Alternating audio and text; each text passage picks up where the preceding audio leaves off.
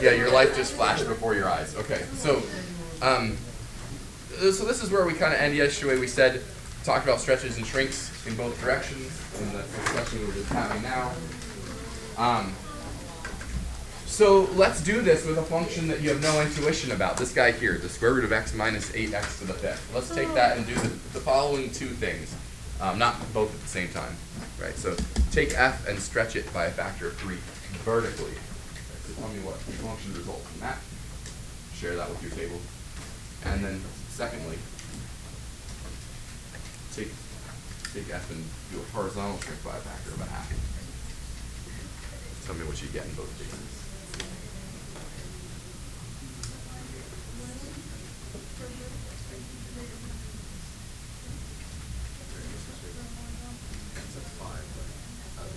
Yeah, x to the fifth is what that exponent is. It's pretty low. Huh? X to the fifth. What about it? Doesn't matter. It can be x to the fifth. We don't need to visualize this. We'll only worry about this when I see you wrap it. And we'll be like, oh, yeah. Yeah. Oh, wait, no. We're playing crazy. Oh, my God.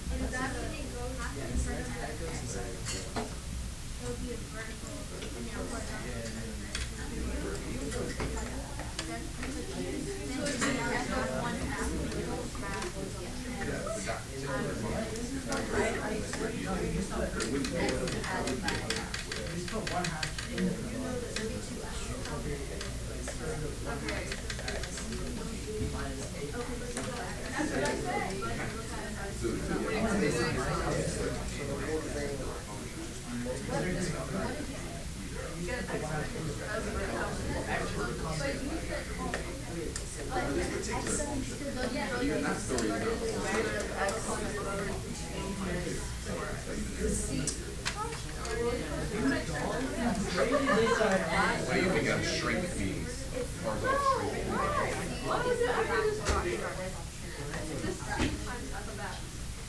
All right. Let's hear from someone on the first one there. For how do we just stretch? How about Clara? How do we stretch the graph vertically by a factor of 3? What would you do there? Yeah, there's not much to that story. What do we have? Root x minus 8x to the fifth. And if you want to simplify that anymore, you can, but that's fine too. There it is. It's just like this story over here. Right?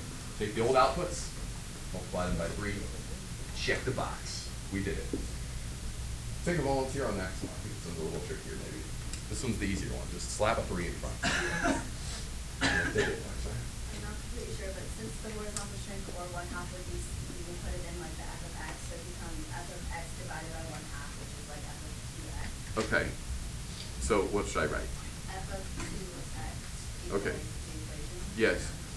All right, but I want to, I mean, if I graph this and then I graph this again, I'll have the same function. So I want to tell me what to put in my calculator if I'm going to graph something that's shrunk by a factor of 2 horizontally, or a factor of half. I think what you're doing is you're multiplying y by 1/2, so you would want to divide the 3. Okay. I think if I divide the whole thing by 2, then I get a vertical shrink by a factor of 2. Or by a factor of half. Let's see here. Go ahead, Julia.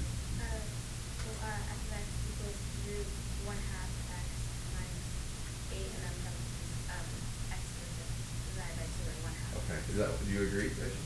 For me, I'm looking at our notes. It said x is above c. So like x over c, and c would be like our 1/2. So I got like, yeah, that. Okay. So like I got a y equals root 2x minus 8. Settle the debate, Aiden. Which is it? Are we going to put a 1/2 x everywhere or a 2x? Aren't you the one that volunteers with that? Yeah. Which do you think? 1/2. Okay. You have anything to say? It's 2. the Well, let's settle it. What do you think? Let's give reasons for your I answer. did too. Why? Because x divided by 1/2 is 2x. Okay, and you're just like obeying the rule. Yeah. I guess that's fair. You trusted me. That's good. Oh, wait, never mind. No, factor of 1 over c. Yeah. So it becomes No, by it's factor x over of 2. Right, x over 2. X over 2. So, yeah, times 1 half. 1 half. Why don't you see which works? Okay, Let's. see, I think C is 2 here, because it's x over 2. All right, let's first start with 1/2 x.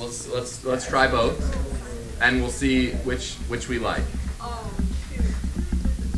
Let's try both and see what happens. All right, if you plug in 6 to the original function, I don't know what you get, but you get some y value, right? Root 6 minus 8 times 6 to the 5th. All right, great. What would you have to plug in into our new function that we constructed in order to get the same outputted y value? What would you have to put in? 12. Do you agree? Okay, good. So if you put in 12 and you got the same y value, what did you just do to the graph? Uh-oh. I think that was a stretch. That was really fun and cool, but not exactly what was asked. So what should it be? Do, I say, whatever works. And this feels like, let's make sure this feels right too. Don't just give it away. Don't just be like, okay, well that must be it. Try it too. What would you have to put in here in order to get the same output from 6 from the original function? 3. So if 3 is what we're outputting, if 3 is the thing we're putting in, to get the same output that the original function had when we put in 6, have we done the job of shrinking it by a factor of 1/2 in the horizontal direction? Okay. So I think I like that. And I hope that rings a bell a little bit. When we're talking about that parabola, red-blue, that I showed you the other day, where I was talking about the horizontal translation and going back and forth and trying to come to some reasoning around that, the way I describe that to you is I like the phrase acting like, right? So right now here, do you see the same kind of thing is happening? If x equals 3, acts the same as x equals 6 in the original, well then we've done a horizontal shrink by a factor of 1/2. We've done the job, yeah. It does 1 over c, so if you do 1 over 1/2, that's 2, so then you'd be doing x divided by 2. That's what. I don't know. Does this work? I mean, I see Yeah, I don't know. But, like, I think I copied this from the book, and this is like intentional. intentionally confused. This is weird the way this is worded. I That's what think it's right, but I don't. Let me spend a minute looking at it. Let's see here. This definitely does the job we want it to, and so we're gonna rest our case. But yeah, how do we interpret this language up here? Rules. Okay, I don't know. So you're saying shrink by a factor of 1/2. So you say like C should be. If C is less than 1, is C less than 1? Yeah, it is 1/2. No. C is C less than 1. Oh. Well, what I'm confused as to whether you're putting that value into 1 over So, c or you're that. well, whichever you'd like. Okay, so what do you want to call C? What do you want to call C here? What number is C here? That's what I'm confused. What would you like it to be? What would you like it to be? It's 1/2. 1/2. Okay, if C is 1/2, then that's well, which situation are we in? Or is C if you're taking C to be 1/2, which situation are we in? The second one. So that's a horizontal shrink by a factor of 1/2. Wait, you're taking C to be. Yeah, because I'm saying if 1/2 is c, then it. Yeah, I know. We're kind of running this backwards. I get here. Let's run it forward. If C is 1/2, which is what we have here. Do you agree that C is 1/2 here? Because we have x over 1/2. All right. So now, if we're running it forward, if we're looking at that, we're like f of x over 1/2. What is that? Well, since 1/2 is C is less than 1, then it's a shrink by a factor of. I guess maybe you're thinking this should just say C, because C is 1/2. I don't know. It also depends on the word factor, I guess, too. Can you imagine someone saying like a shrink by a factor of 2 and understanding that means they want to divide by 2? It would make more sense if c were 2 and you're shrinking it by 1 over c. All right, yeah, it's really English is the problem here, maybe Yeah, not math. yeah. Okay, all right. Let's just make sure we get blame in the right place. Okay. I mean, the point is, this is right? We understand that this has done what we wanted it to do. Okay. When in doubt, blame. Okay. Desire in your life a more precise language. All right, let's see if we can give. I like this. Yeah, there's one like this on the homework too. I like this. We have a picture of f. There's no rule this time, so this capitalizes on our intuition a little. So give it a try. See if you can sketch a graph of f of 2x minus 1.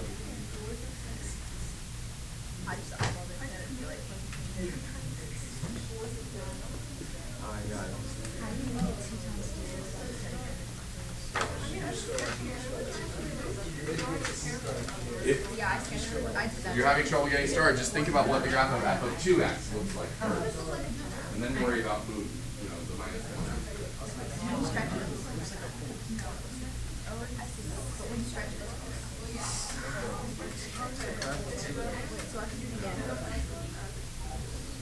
Really, Steve? I think I did this wrong.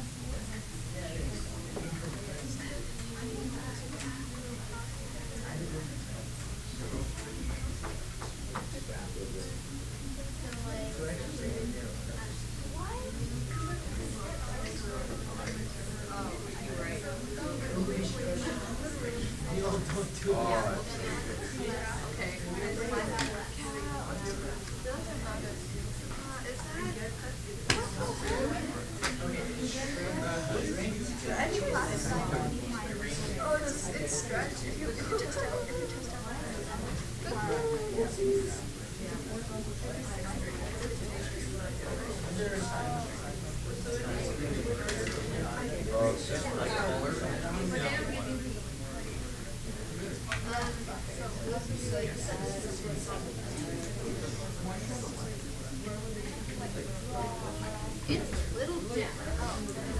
If it wasn't a spoon, sounds like a cake, not a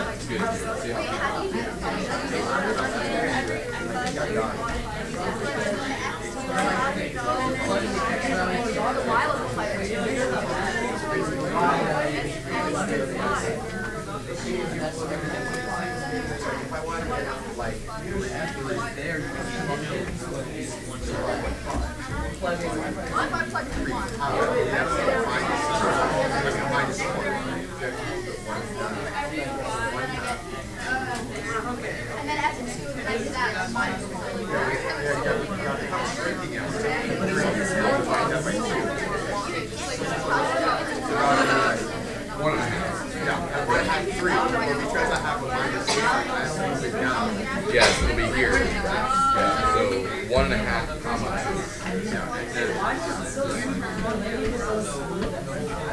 2. Alright, let's do it. I'm going to do it in 2 stages. You don't have to if you're like some savant. You don't have to do it in 2 stages. You just draw the picture if you like. But this, I think if there are 2 or 3 steps, sometimes it's helpful to like do them in pieces. So like I said to some of you who are having trouble getting started, just try.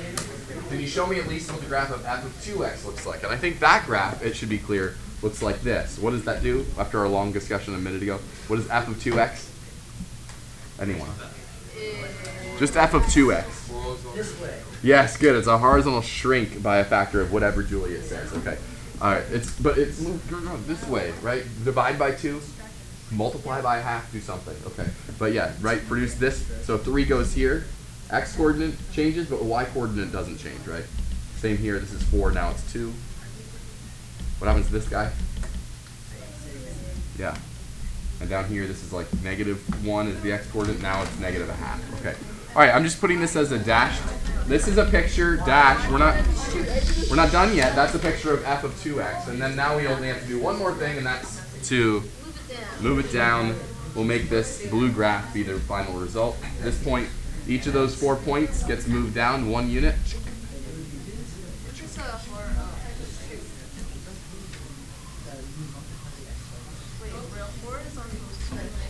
All right, I'm trying to make it obvious what the end result looks like there. Looks good? Yeah? Do it in pieces. Make sure you're convinced that each stage what this will look like, okay? I know that's tricky. It's very abstract in this situation where we don't even have a function rule to deal with or anything. So I know those are challenging. On the homework you have one like that too. Again, I think it's nice. So. Yeah, you got it though. Now you got it. Are you ready for another rich discussion with your table mates? Yes. Wait. Guys, wait, hold up. Neil has a question, everybody. Wait, so then if All right. the function was just like the original function, couldn't it be like 2 and then like could you factor out the 2 and it'll be x minus a half? That's a good question. In general, can you take a function, any function, and do this? Are you suggesting that this equality holds? I guess not. That would be correct. Good answer. Yeah, pick your favorite function and try this, right? Is this true? Say your favorite function is the square root function. Is this the case? No. In fact, it doesn't work for any function except for one kind of function, and that's what? It's more general than that, but I'll let you think about it. Okay. In general, though, for almost any function, it doesn't work, though, is the answer. All right, here's another rich discussion at your table. You ready? Produce a graph of this, please, without the aid of the calculator. Okay? You can do it. I believe in you. Stretch, like, Effective effort leads to success.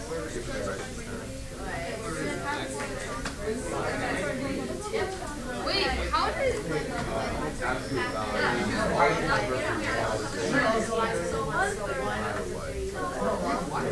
Wait, what is it?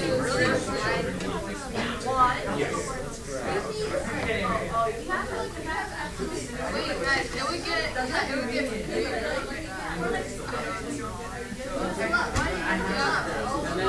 There it is.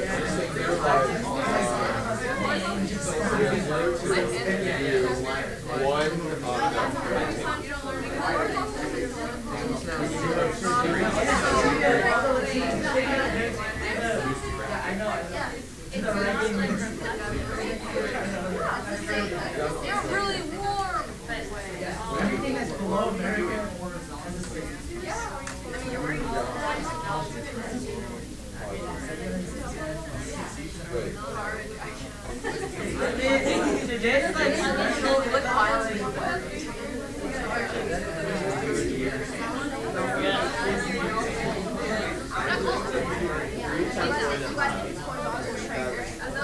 You cold or hot? You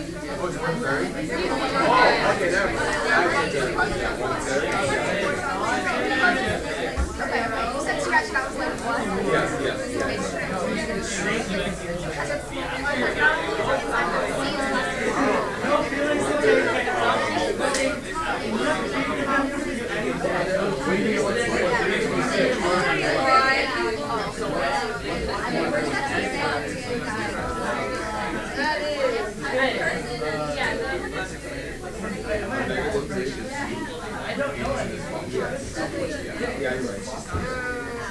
It's not.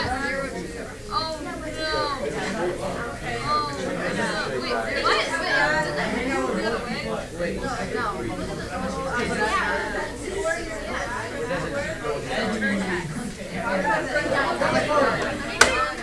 oh no, you're right. What if it? Oh, it would be negative 6.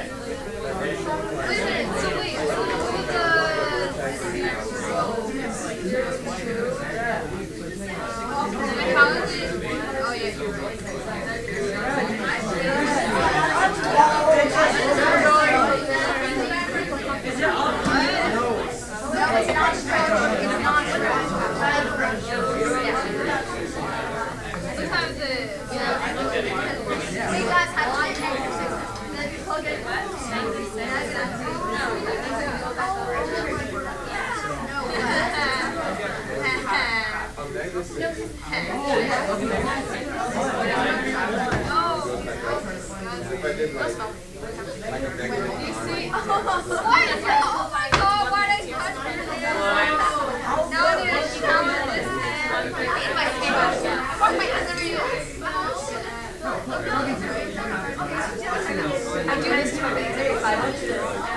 Once I make it linear, no.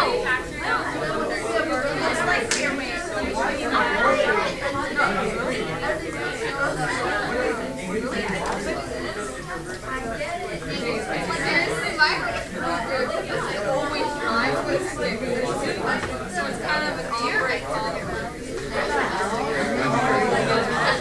If you're getting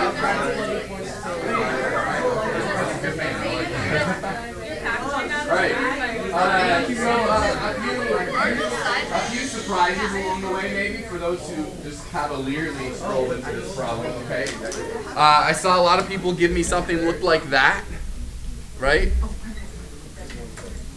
That's wrong, okay? I also saw a lot of people who made an absolute value graph of some kind with its vertex, if you want to use that word, here at negative 2, 0. And I think you can all see why, if you didn't do that, why someone might, though, do that, right, given the form of the equation. But then you quickly found out, after actually testing a few points, maybe, that that's incorrect. So the most successful people in this room, actually, I think, as I asked them what their strategy was to like plug in some points, maybe. And eventually you got it. That was good. So that was successful for you guys? Okay, so can you instruct me? Tell me what to do. So, go ahead. Okay, so what I did, like personally, Sure. or what Antonio did, what we all did, was that You moved together as a team, I understand. we plugged in 0 for h of x, and then we like figured out what point gave us. What would make that? What would, That's yeah, interesting. that was negative Yeah. 6. You catch that? No. Yeah. Say it again. So we put in 0 for the y value to find at what point x would be 0.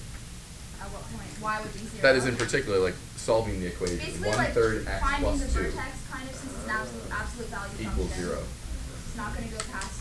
It's not going to go below 0. So they asked, when is this 0? Right? When does 1/3 x plus 2 equal 0 solve? And you got what? What did you say? Negative 6. Negative 6. Okay. Tell me more.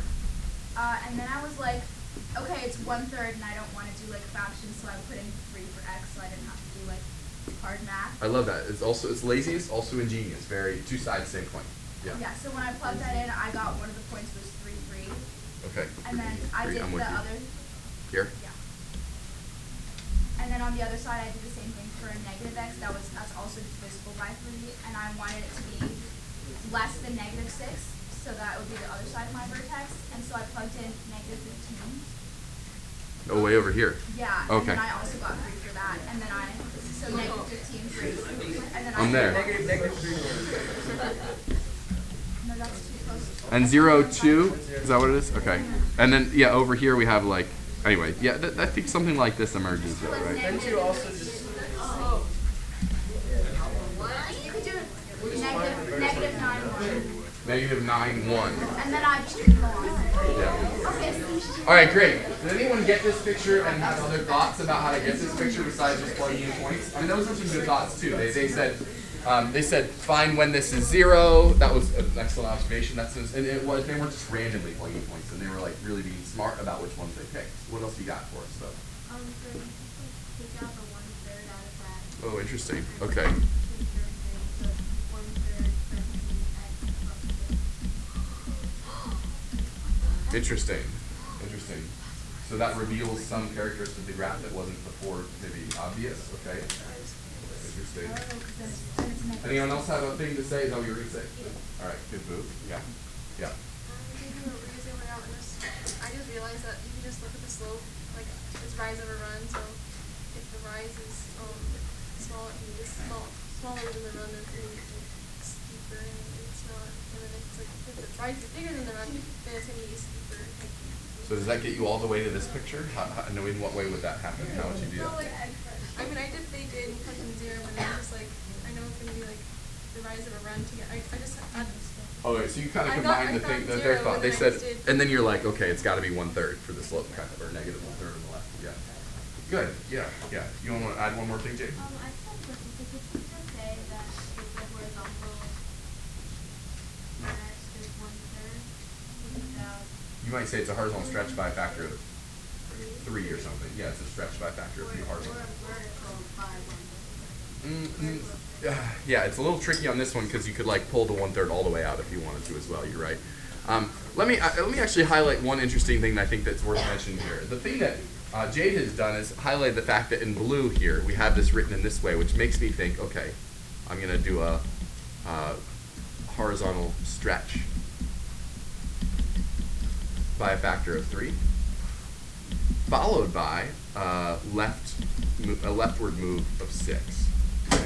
I think that's a good way to say what happened. That's a fine in that order. Could we still rescue the original function though in the way it was written? And in some sense we can. Let's give these instructions instead, because these instructions kind of say left, like everyone was thinking, left 2, and then a horizontal stretch by 3. And if you read them in that order, you actually do get the correct answer if you're very, very careful. Because if you move this graph, the normal absolute value graph, 2 to the left, and then only afterwards make the stretch by a factor of 3, every point moves, except for what point? That one right there, including the vertex. Right? Can you imagine doing that? So actually, if you obey the original thing in the correct sequence, you do get the right answer. But just most of you didn't obey that in the right order. There is one other way to do it, and it stems from the observation that this really is just a line. You guys know what the graph of 1/3 x plus 2 looks like without the absolute values, right? It just looks like this line. Oh wait, when you add the absolute value graph, or the absolute values, what happens? Just anything that went below the x-axis gets flipped up. There are a couple different interesting ways to think about it. Yeah, you're talking. Inside where x and the c values for transformations are, and then for vertical stretch and shrink, it's where the a value is. Sure. I think I know which letters you're talking about. Okay. Yeah, from like algebra 1 and 2 and stuff. To be fair, you don't need to think about this. Just always do what Jade did. I think that's the best strategy. I just wanted to prove that, like, actually this can be redeemed though. Still, okay. So I do think that this is in general the better strategy, so you don't get confused. Just always do what Jade did. Factor out the horizontal stretches or whatever. Factor it out. All right. So there's one more fun little thing to add into the mix that comes up in the homework, and this is what just happened now. So I'll just say it again. This is true for any function. If you take any function, if you know what it looks like, then you know exactly what it looks like too when you throw absolute value bars around it.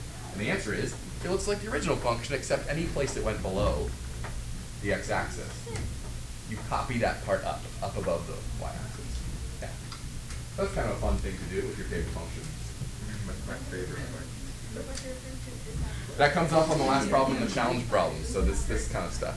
What about this one? This one's a little more mind-bending. F of the absolute value of x. Now we kind of have like a filter like on the way into the function, right? And what I need you to think about here is what happens when you plug in 5 or 10 or something like that. That is a positive number. What happens? The answer is nothing. Like you get all the same values you normally do for positive numbers. But what happens if you plug in negative numbers? You get the answers you would have gotten for 5 and 10 and things like that when you plug in negative 5 and negative 10. So what happens? In some ways, the information is completely lost about what the function used to return when you plugged in negative 5. This function never gets to see, never gets a chance to evaluate the function at negative numbers. So so you get the left side copied over to the right side. What happened to the right side though? Or excuse me, the right side gets copied over to the left side. What happened to the left side of the graph though? The answer is never taken. It's gone forever. It's limited, right? So there's a couple that like make you play around with this idea in the homework. I think you'll find that to be fun.